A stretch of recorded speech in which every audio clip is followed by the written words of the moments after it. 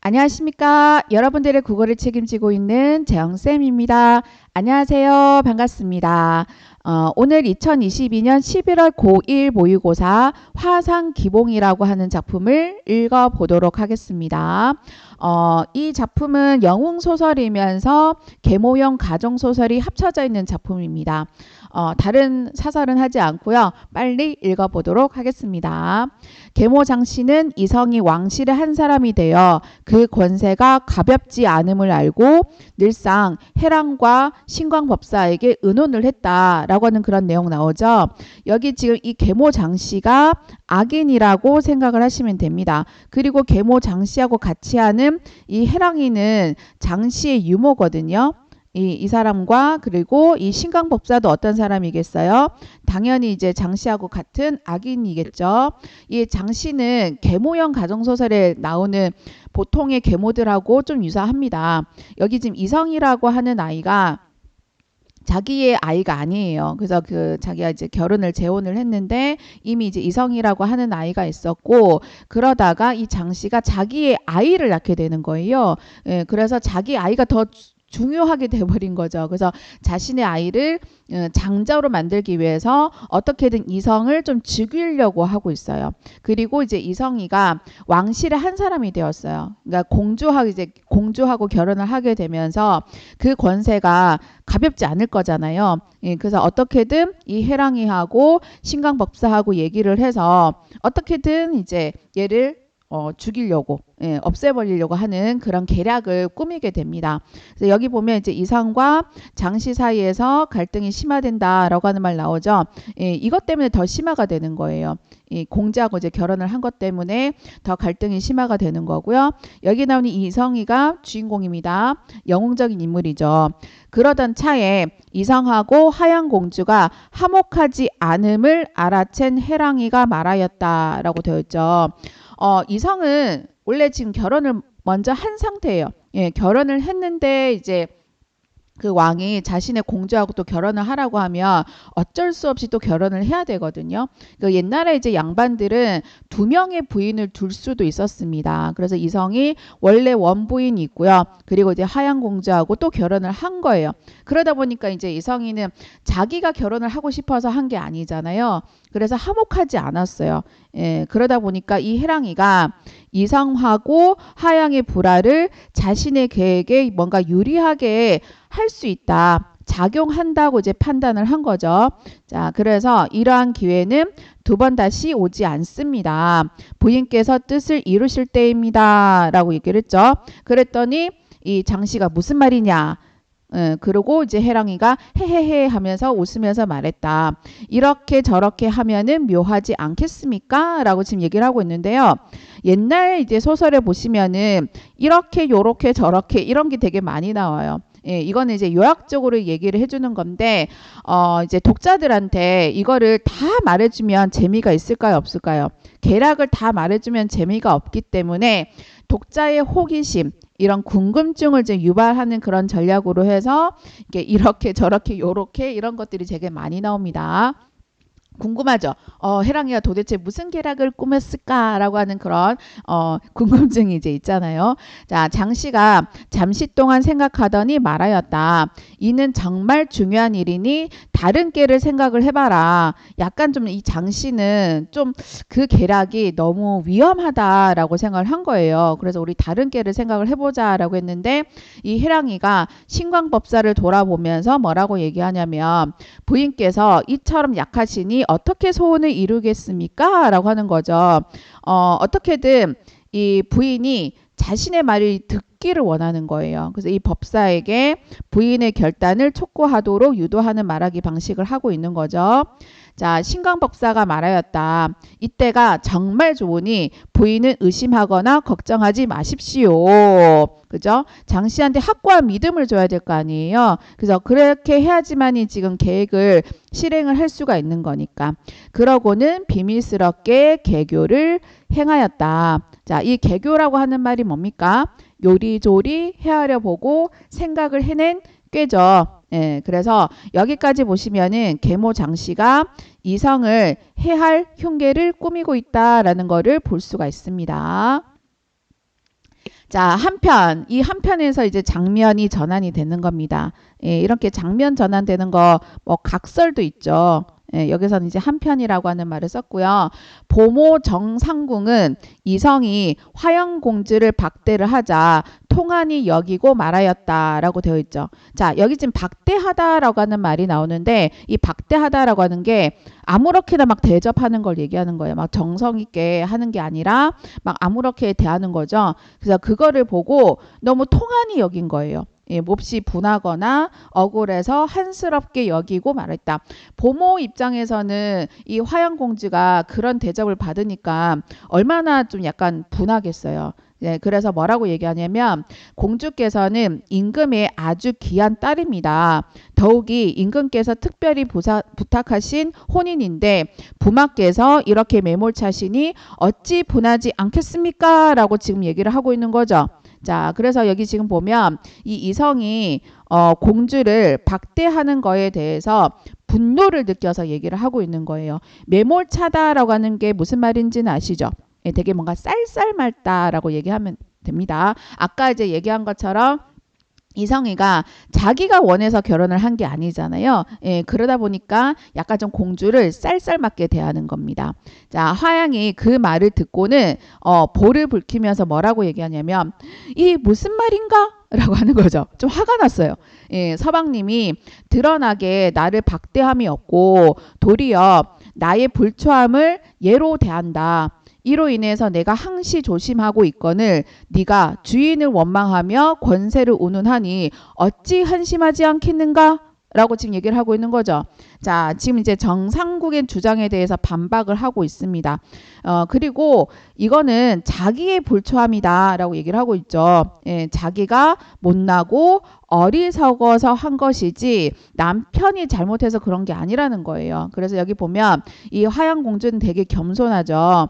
그리고 남편 이성을 어떻게 하고 있습니까? 굉장히 존중을 하고 있습니다. 이제 아까 얘기한 것처럼 이성이는 원하지 않는 결혼이라서 공주를 이제 냉대를 하고 있는 그런 상황이고요. 그죠?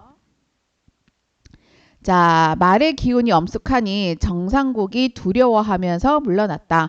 그때 갑자기 신발 소리가 나며 이성이 방으로 들어왔는데 화양이 물러 내려서며 이성을 맞은 다음에 자리를 잡고 앉았다. 이성이 화양의 기색을 살펴보니 조금도 방자함이 보이지 않았고 잘난 척하는 마음이 조금도 얼굴에 드러나지 않았다.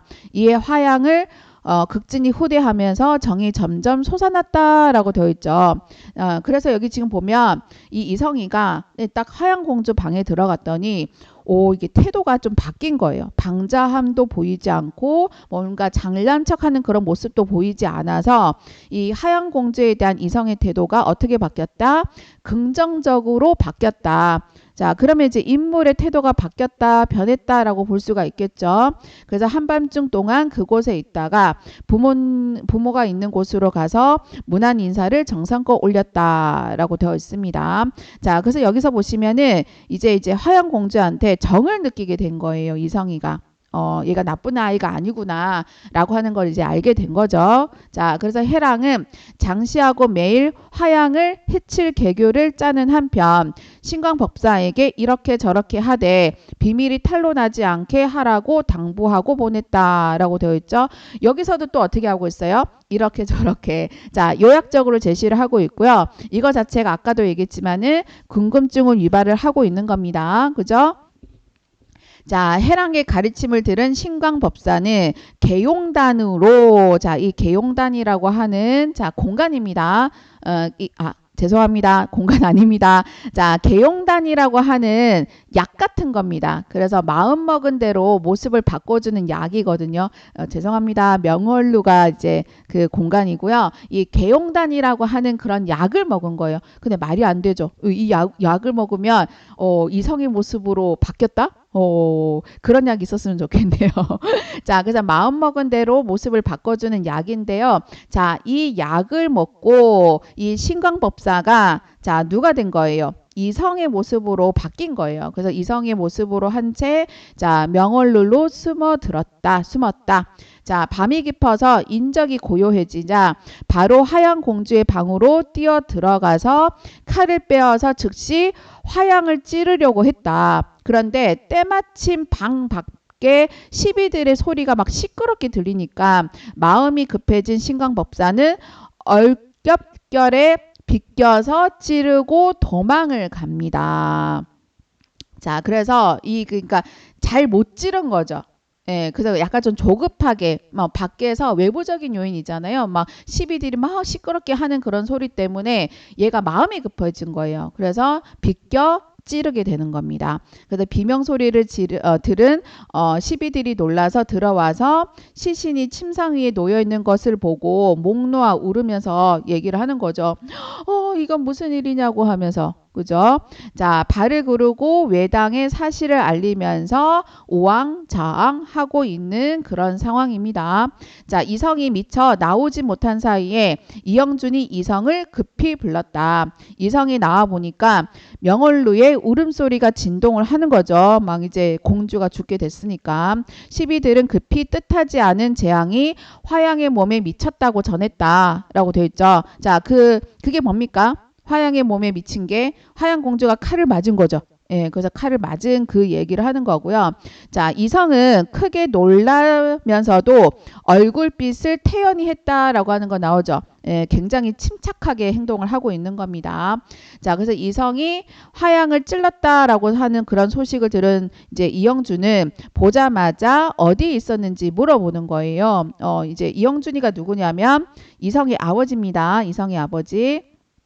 자, 이성이 이제 아버지가 너 어디 있었냐? 라고 물어보니까 이성이가 정당에 있었다고 대답을 했어요. 그래서 이영준은 장씨를 의심을 하면서도 여러 시녀들이 이성이 찔렀다라고 하는 말을 듣고는 정신없이 이성과 함께 어디로 가는 거예요? 명월루로 이제 가는 거죠. 여기 보면 이제 이영준은 장씨를 의심했다라고 하는 거를 통해서 이 이영준도 평소에 장씨를 신뢰하지 않았던 것 같아요. 예, 제가 뭔가 계략을 꾸미고 뭐 그럴 거다라고 하는 그런 생각을 한 거고요. 자, 시비들이 울부짖으면서 어찌할 바를 모르다가 이영준과 이성을 보고 놀랍니다. 왜냐면은 두 명의 이성을 보게 된 거잖아요. 얼마나 혼란스럽겠습니까? 그래서 이영준이가 희장 밖에 서서 이성에게 들어가서 보라고 한 거죠. 자, 하양은 침상 아래 거꾸러진 채로 막 유혈이 막 피가 막 낭자한 겁니다. 낭자하니 그 모습이 잔혹할 수밖에 없겠죠. 자, 왕실의 금지 오겹으로 이런 일을 당하였고 그 누명이 이성에게 미칠 수 있으니 어찌 멸문지화를 면할 수 있겠는가 라고 했어요. 멸문지화라고 하는 것은 뭐냐면 한 집안이 다 죽임을 당하는 끔찍한 재앙을 얘기를 하는 겁니다. 아시죠? 이제 공주를 죽인 거잖아요. 그래서 이거 자체가 계모 장씨가 일으킨 이 사건 자체가 가문의 존속을 위협할 수 있는 아주 정말 있을 수 없는 그런 사건이 된 겁니다. 그럼에도 얼굴빛이 전혀 흔들리지 않고 천천히 나아가서 공주를 살핍니다. 두 눈이 감긴 채 뒷밤에는 혈기가 없고 손과 발은 얼음처럼 차가웠다. 살 방도가 전혀 없어 보였으나 비단 저고리를 걷고 자세하게 보는 거예요. 자, 눈같이 흰 피부에 붉은 피가 가득하되 약간의 생기가 보이는 거죠. 그래서 주머니에서 침을 내어서 길을 통하게 할 곳을 자 짚어서 찔렀다라고 하는 그런 내용이 나오는데 와, 이 사람은 이제 양반인데 지금 뭐도 할 줄 아는 겁니까? 침술의 능력도 있는 거죠. 예, 못하는 게 없습니다. 자, 우리 그 못하는 게 없는 사람을 뭐라고 합니까? 제자가인형 인물이라고 합니다. 제자가인형 인물. 자, 이성의 침법이 원래 신이 하였기에 얼마 지나지 않아서 얼굴에 붉은 빛이 통하고 생기가 돌았다고 합니다. 자, 이렇게 주인공 이성이 비범한 능력이잖아요. 그죠? 대단한 능력이죠. 이 비범한 능력을 통해서 이 급박한 상황에 대응을 하고 있는 모습을 보이고 있습니다. 자, 약을 주자 잠시 후에 하양이 숨을 쉬더니 소스라치게 놀라면서 깨어납니다.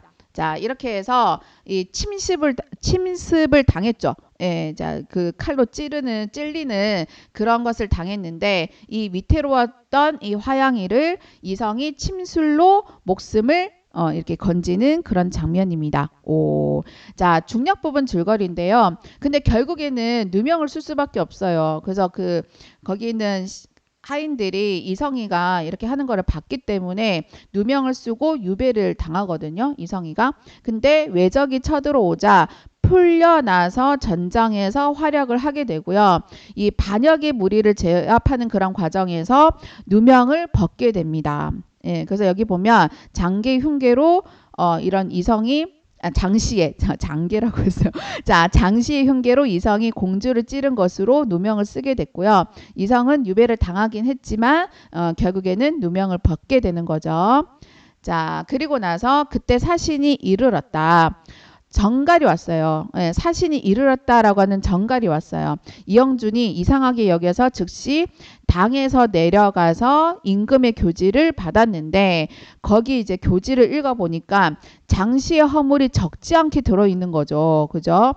자, 이 장시의 허물이 뭐냐면 설기비가 법사를 이용해서 황후를 내쫓으려고 했던 일이 밝혀지는 거예요. 그러면서 이제 장시의 악행이 밝혀지게 되는 거죠. 설기비는 누구냐면 아까 공주 있죠. 화양의 공주의 어머니입니다. 예, 그래서 그 어머니가 황후, 예, 그래서 그 황후를 쫓아내서 자기가 황후가 되려고 하다가 그 일이 밝혀지게 되는 거예요. 그러면서 이 장시의 악행도 같이 밝혀지게 된 거죠. 자, 궁궐에서 자기 집의 허물이 드러나서 모든 관리에게 파다하게 알려진 사실이 부끄러운 한편 장시의 심술에 통분했다라고 했어요. 당연히 이 집안의 나쁜 일이 사람들에게 알려지게 된 거잖아요. 얼마나 이제 가문의 위신이 깎였겠어요. 그죠? 자, 이에 노비를 호령해서 장씨를 모시던 시녀하고 그다음 이제 유모 해랑을 잡아들이게 한 후에 실상을 파헤쳤어요. 자, 해랑이 비록 크게 간악하지만 일이 이 지경에 이르렀으니 어찌 속일 수 있겠는가? 속일 수 없겠죠. 자, 이런 서술자 개입이 중간중간에 들어가 있습니다. 그래서 처음에 자객을 보내어서 이성을 해하려고 한 일부터 해서 화양을 해쳐서 그 죄를 이성한테 뒤집어 씌운 일까지 바로 자백이 들어가는 거죠. 자, 그래서 장씨가 마음이 좁은 여자여서 이미 짐작은 하고 있었지만 강교함이 이 정도일 줄은 몰랐다. 생각하지 못했다라고 하면서 자, 이렇게 나오는 거는 속마음입니다. 예, 지금 하나 들어가 있죠. 자, 속마음을 이렇게 표현을 하고 있는 거고요. 생각이 이에 미치자 소리를 높여서 꾸짖습니다. 자, 너의 간악한 깨로 명공의 집안에 화란을 짓고 요악한 도사와 결탁을 해서 그 화가 국가에까지 미쳤다. 또한 너의 주인을 아주 못된 아녀자로 만들었으니 어찌 죽음을 면하겠느냐라고 지금 얘기를 하고 있는 거죠. 자, 여기 보면 이제 명공이라고 하는 집안에, 명공이라고 하는 거는 자기네 집안을 얘기하는 겁니다. 아주 훌륭한 재상의 집안에 네가 뭐를 했다? 화란을 지었다. 재앙과 난리를 이렇게 만들었고, 자, 이 요악한 도사가 누굽니까? 아까 신광법사였죠. 자, 이 신광법사하고 한 통속이 되어서 그 화가 국가에까지 미치게 된 거잖아요. 자, 그래서 네가 어떻게 죽음을 면하겠느냐라고 해서 말을 마치고는 노비를 명하여서 지져 죽이는 형벌을 더해서 결국에는 이제 해랑이를 죽입니다. 자, 장씨는 아들의 얼굴을 보아서 아들이 있었죠. 그래서 후원의 냉옥에 가두었다가 개과천선을 하는 것을 약간 기다리고 나서 다시 처치하고자 했습니다. 개과천선이 뭔지 알죠? 지난날의 잘못이나 허물을 이제 고쳐서 올바르고 착하게 되는 것을 얘기를 하는 겁니다. 좀 기다려보자라고 하는 거예요. 바로 죽이지는 않고. 자, 이때 장씨는 자기 허물이 온 나라에 시끄럽게 드러나니까 크게 부끄러워 사람을 멀리했다라고 되어 있죠. 자, 그래도 장씨가 염치가 있는 인물이긴 합니다. 자신의 아들을 위하는 마음이 커서 그런 거지 장씨가 그렇게 나쁜 여자는 아니었어요. 처음에 이제 여기 시집을 와서는 이성희한테 되게 잘해주거든요. 자, 장씨의 흉계가 이제 밝혀지게 되고 이제 처벌을 당하는 그런 장면이었고요. 한편 11살인 이무는 모든 일에 어른처럼 노련하였다. 이무가 누군지 아시겠죠? 이무가 장씨의 아들입니다. 여기 와서 낳은 장씨의 아들입니다. 그래서 어떻게 보면 이무를 장자로 만들려고 했었던 것이기 때문에, 근데 이무가 나쁜 애가 아니에요. 예, 되게 어른처럼 노련을 하고 이 일을 당하니 마치 벼락에 온몸이 부서지는 듯한 그런 느낌이 드는 거죠. 자, 어머니 장씨의 허물이 이처럼 심한 것에 놀라면서 부끄러워 죽고 싶은 마음이 드는 거예요. 예, 자기도 막 자살을 하고 싶은 그런 마음이 드는 거겠죠. 그러나 죄를 받은 어머니를 보살필 사람이 없음을 알고 목숨을 유지를 하다가, 자, 효가 굉장히 많은 아이입니다. 그래서 아버지 이영준의 분노가 조금 가라앉자 이성과 함께 나아가면서 울며 말했다. 소자들은 천륜의 죄인입니다. 엎드려 바라오니 아버님께서는 어머니의 망극한 죄를 더하지 마시어 불초한 저희들로 하여금 망고의 죄인이 되지 않게 해주십시오 라고 얘기를 하고 있는 거죠. 아까도 얘기했지만 되게 효가 많은 아이예요. 그리고 이성도 어머니가 그렇게 본성이 나쁜 사람이 아니라는 걸 알기 때문에 이게 악행을 저지른 가족 내 인물을 이렇게 포용을 하려고 하는 거죠. 그래서 이성하고 이무의 그런 모습이 보이고요. 자, 이렇게 말을 하면서 눈물을 비처럼 흘리니까 그 효성스러운 거동이 사람의 분한 마음을 봄눈 녹듯이 사라지게 할 정도였다. 그래서 이무가 아까 이성도 같이 했죠. 아버지한테 어머니를 살려달라고 빌었습니다. 보통 이런 이야기들은 어떻게 될까요? 다 잘 됩니다. 그래서 다 잘 된다라고 생각을 하시면 되고요. 이 주제는 이성의 영웅적인 삶과 관련된 그런 소설이었습니다. 그래서 이 작품은요, 화상기봉에서 이 작품 자체가 화상기봉이잖아요. 주인공의 혼인은 계모와의 갈등이 심화되는 계기가 되었어요. 예, 그 공주하고 결혼을 한 것 때문에 이로 인해서 가문 전체에 위협이 되는 사건이 초래되지만 주인공은 비범한 능력을 발휘를 해서 위기에 대응을 하는 거죠. 한편 이러한 갈등의 해결 과정에서 가족 외의 인물은 갈등 유발의 책임이 전가되어서 처벌이 되고요. 가족 내의 인물은 유교적인 윤리, 이 효라고 하는 것을 이제 바탕으로 해서 포용의 대상이 된다라는 것을 볼 수 있어요. 그래서 이를 통해서 가문의 안정을 지향하는 사대부의 면모를 보여주고 있는 그런 작품이었습니다. 자, 문제 같이 풀어볼까요? 자, 여기 보면 이제 보기 1하고 보기 2를 참고해서 윗글을 감상한 내용으로 적절하지 않은 것을 찾아보자 라고 했는데요. 처음에 얘기했지만 이 소설은 계모형 가정소설에다가 궁정의 음모와 영웅담을 혼합시킨 소설입니다. 영웅소설의 유형을 모방을 해서 궁정의 음모를 더욱 심화시키고요. 남자 주인공이 전쟁을 통해서 영웅적인 전공을 세우게 됩니다. 이것을 계기로 해서 가정의 음모로 야기되는 비극을 해결해 보려고 하였다라고 되어 있죠. 자, 이거 전체 줄거리 좀 일부인데요. 아까 제가 얘기한 것처럼 장씨는 아들 무를 낳았어요. 그래서 무를 맏아들로 삼기 위해서 유모하고 작당을 해서 성을 없앨 음모를 꾸민 거죠. 이거 오타입니다. 해랑인데. 자, 그래서 성은 이제 자하도인을 만나서 무예와 병서를 통달하고 본가로 돌아옵니다. 그래서 이공은 성을 장사 강직모의 딸하고 결혼을 시키거든요. 그래서 이 성은 문무양과의 장원급제를 해서 문영각의 대학사가 됩니다. 이 학사는 이 강소자하고 결혼을 했거든요. 예, 결혼을 했는데 왕이 이 딸 설기비의 딸인 그 화양공주하고 마지못해 이제 결혼을 시키는 거죠. 그런데 이 장씨의 모함으로 유배를 당합니다. 설기비는 황후를 이제 몰아내기 위해서 이 법사를 이용해서 황후하고 세자를 죽이려고 했어요. 이후에 이 설기비에게 매수당했던 이 법사가 이 설기비의 죄를 다 황제한테 자백을 하면서 밝혀지게 된 거거든요. 자, 그러면 문제를 한번 볼까요? 자, 1번. 계모 장시 이성의 갈등은 계모형 가정소설의 특징에 해당하는 것이다.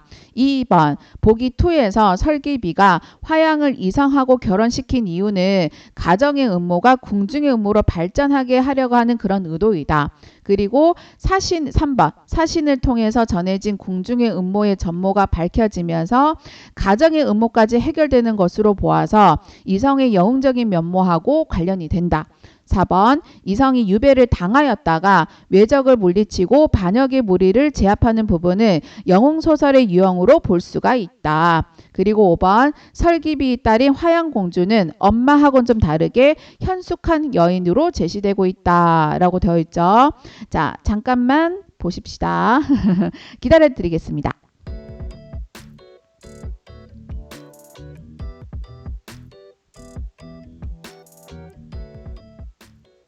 되셨죠? 몇 번입니까?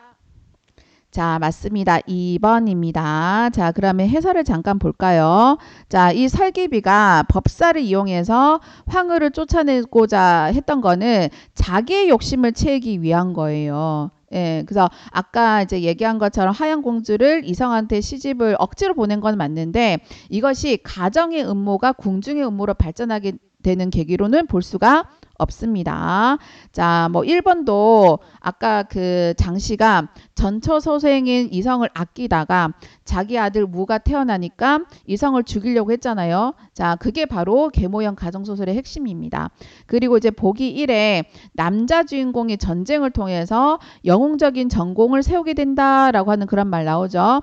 그리고 이거를 계기로 해서 가정의 음모로 야기된 비극을 해결해 보려고 했다. 라고 하는 거 하고 중력 부분 줄거리에서 이 누명을 쓰고 유배되었던 이성이가 외적이 쳐들어오자 풀려나서 전장에서 활약을 하고 반역의 무리를 제압하는 과정에서 누명을 벗는다를 통해서 알 수 있어요. 그리고 4번도 그 누명을 쓰고 유배되었던 이성이가 외적이 쳐들어오니까 풀려나서 전장에서 활약하고 제압하는 과정에서 누명을 벗는다라고 했죠. 자, 그거 자체가 이제 이성의 영웅적인 모습에 이제 해당한다라고 볼 수 있고요. 그리고 5번에 보면 이 화양공주가 자기를 박대했는데도 불구하고 이거 무슨 말이냐 했잖아요. 그죠? 자, 그래서 내가 항상 조심하고 있는데 네가 주인을 원망하고 권세를 운운하니 어찌 한심하지 않겠느냐라는 거 기억나시죠? 네, 정상국을 꾸짖는 장면이 나왔어요. 그래서 이거를 봐서 간악한 흉기를 꾸민 설기비와 좀 다르게 이 화양공주는 남편을 공대하는 착한 여인이다 라고 보시면 될 것 같습니다. 자, 이렇게 해서 이렇게 긴 소설을 같이 한번 읽어봤는데요. 옛날에 이런 고전 소설들의 어떤 큰 틀은 변하지 않는 것 같아요. 예, 뭐 작품이 다르다라고 하더라도 영소설의 줄기도 비슷비슷하고 계모형 이런 소설들도 비슷비슷한 것 같습니다. 그래서 이런 소설들을 계속 여러분들이 읽으면서 이제 내용을 좀 파악을 하다 보면 모의고사 같은 데서 내가 모르는 이런 소설이 나오더라도 얼마든지 적용해서 읽어볼 수 있거든요. 포기하지 마시고 고전소설 열심히 읽어보도록 하세요. 감사합니다. 아자아자 화이팅!